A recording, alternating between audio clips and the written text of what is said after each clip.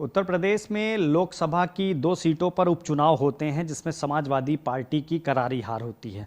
उसके बाद समाजवादी पार्टी के सहयोगी दल ही समाजवादी पार्टी के राष्ट्रीय अध्यक्ष को 2024 की तैयारियों में जुटने के लिए नसीहत देते हैं। ओम प्रकाश राजभर तो यहाँ तक कहते हैं कि उन्हें एसी कमरे से यानी कि अखिलेश यादव को एसी कमरों से बाहर निकल करके जनता से संवाद करना चाहिए।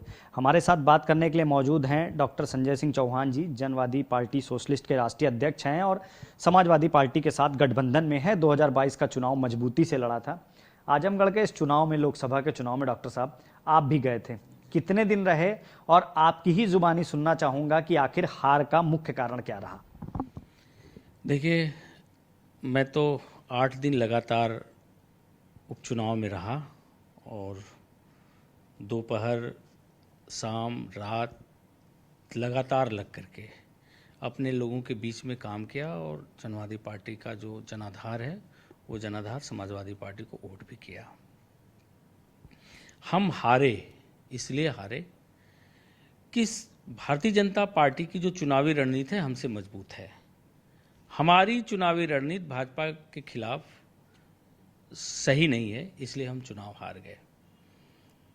हम 2022 के चुनाव को हारे हैं। हमारे कार्यकर्ता मायूस हैं।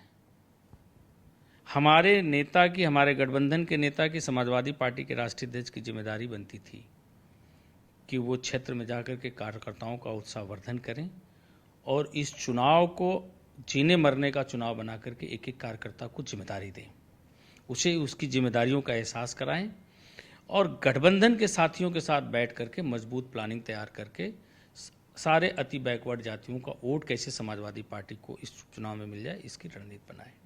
ये चीज़ें हो नहीं पाई। अब दूसरी तरफ देखिए, भाजपा का अपनी सरकार है, सरकारी तंत्र उसके साथ है, उसके बावजूद भी मुख्यमंत्री जाकर के अपने उम्मीदवार के लिए वोट मांग रहा है। एक एक ब्लॉक पर एक एक मंत्री की ड्यूटी लगाई गई है। जिन पॉलिटिकल पार्टियों का एक विधानसभा में भी संगठन नहीं है, 20 पॉलिटिकल पार्टियों को हमने देखा। स्वतंत्र देव सिंह वहाँ चुनाव में आजमगढ़ बैठ करके उनकी बैठक ले रहे हैं, उनके साथ बैठ करके रणनीति बना रहे हैं कि आपकी जातियों का वोट हमें कैसे मिलेगा। और हमारे यहाँ समाजवादी पार्टी की कल्चर में बस गए, प्रत्याशी के साथ फोटो खिंचाए, घर चले आए, चुनावी अभियान कंप्लीट हो गया उनका। आपके सहयोगी दल है सुभाषपा, उसके राष्ट्रीय अध्यक्ष ओम प्रकाश राजभर जी कह रहे हैं कि अखिलेश यादव जी को अब एसी कमरों से बाहर आना चाहिए। दूसरा आरोप लगा रहे हैं कि प्रत्याशी तय करने में बड़ी देर कर दी, जिसका खामियाजा भुगतना पड़ा है। कितनी सच्चाई है? देखिए, ये बहुत कड़वी सच्चाई है। समाजवादी पार्टी के लोगों को बुरा भी लगेगा। रामपुर की अगर हम बात करें तो वहाँ एमवाई फैक्टर भी मजबूत था। खुद कमान संभाले हुए थे आजम खान और दावा कर रहे थे कि उपचुनाव जीतेंगे, लेकिन वहाँ भी हार का सामना हो। देखिए, अखिलेश यादव जी को तय करना पड़ेगा कि दगी हुई कारतूसों से जंग नहीं जीत सकते।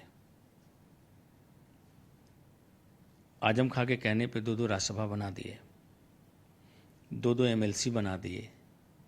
स्वामी प्रसाद मौर्य चुनाव हारे, उसके बावजूद भी उनको एमएलसी बना दिया। अखिलेश यादव जी इसकी समीक्षा करेंगे कि जिनको आपने इतना महत्व दिया वो अपनी लोकसभा की सीट क्यों नहीं बचा पाए।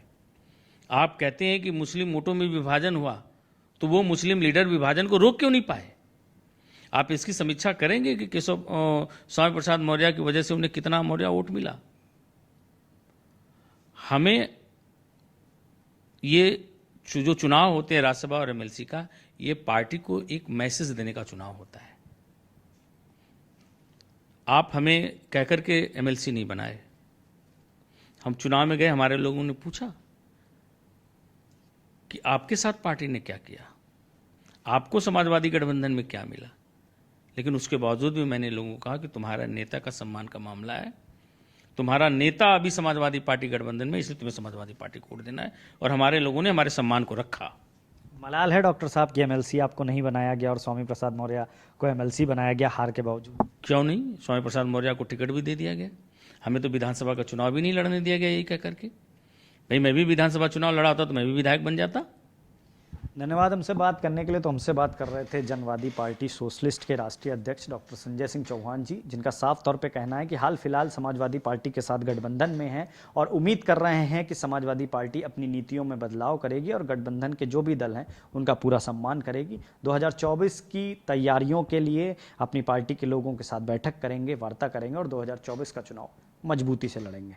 कैमरा पर्सन वीरेंद्र के साथ पुनीत मोहन, R9 न्यूज़, लखनऊ।